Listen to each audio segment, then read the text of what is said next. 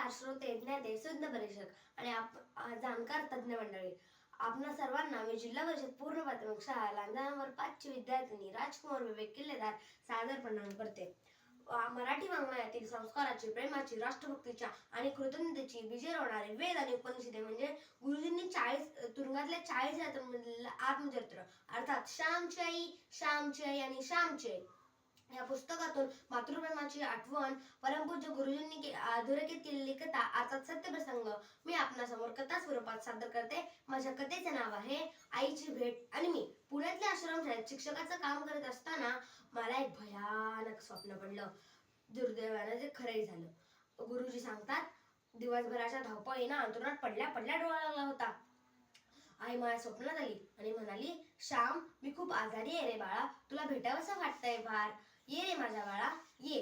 मी घड्याळाकडून पाहिलं, रात्रीचे 11 वाजले होते. मला वाटलं मी सारखा आईचा विचार करतो ना, म्हणून मला स्वप्न पडलं असेल. म्हणून मी झोपी गेलो. पुन्हा तेच स्वप्न, तोच अर्थस्वर, तीच आळवणीची हाक. मी जागा झालो. पहाटेचे 4 वाजले असतील नसतील. आईचे शब्द आठवले. पहाटे पडलेली स्वप्न खरी होतात.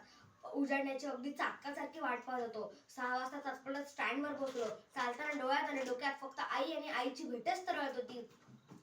पुण्यातून पालघरला जायला 5 रुपये तिकीट यायचं, पण माझ्या खिशात तर फक्त 3च रुपये होते.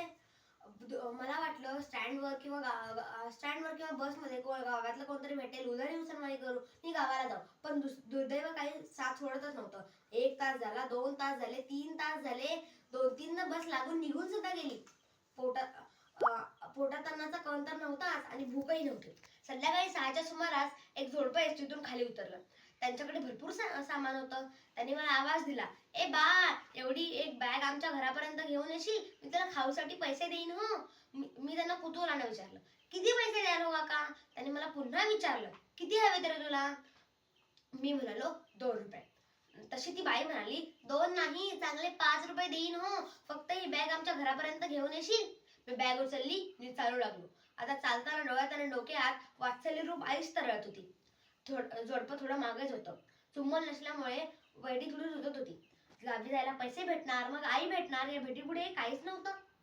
सवय नसल्यामुळे ओझानं मान लटपटत होती.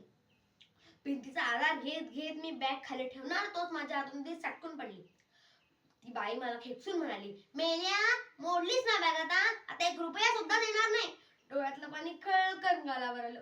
पण दुसऱ्या क्षणी पापण्यांच्या काठावरच आवरला.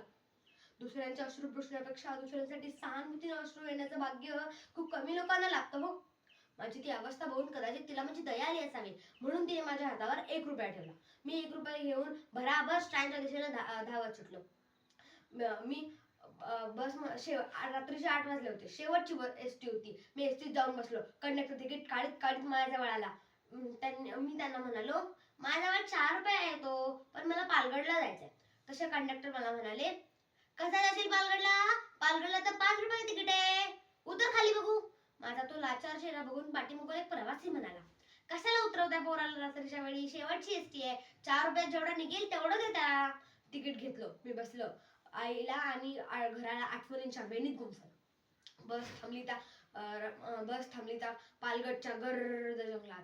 रात्रीच्या मध्यान्ह वेळी मला उतरवलं गेलं त्या काळ्या कुठ्ठ जंगलात. बस निघून गेली त्या काळ्या कुठ्ठ अंधारात. बंडबारांच्या डरकाळ्या, रातकिड्यांची गिर आणि भयानक काळोख, या सर्वातून मी वाट काढीत अनवाणीपणे चालत होतो. नंतर मला आईचं वाक्य आठवलं, श्याम, जेव्हा भीती वाटेल ना, तेव्हा रामरक्षा गायचं बरं. रामो राजमनी सदा विजयते, रामं रमेशं भजे, रामेणाभियते निशाचर चमू, रामाय तस्मै नमः. शेवटी तडफडत ठेचकाळत मी घरी पोचलो. घरी गेल्यावर भाऊ म्हणजे माझे वडील गुडघ्यात मान घालून बसले होते. मी घरी आज जाऊन पाहतो तर काय, आत्या, मावशी, काकी सगळे आले होते.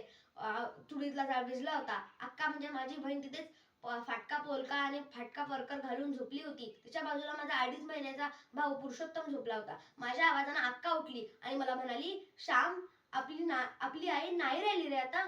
माझा हुंदका आवरता आवरेना, आई. मी टांगू फोडला.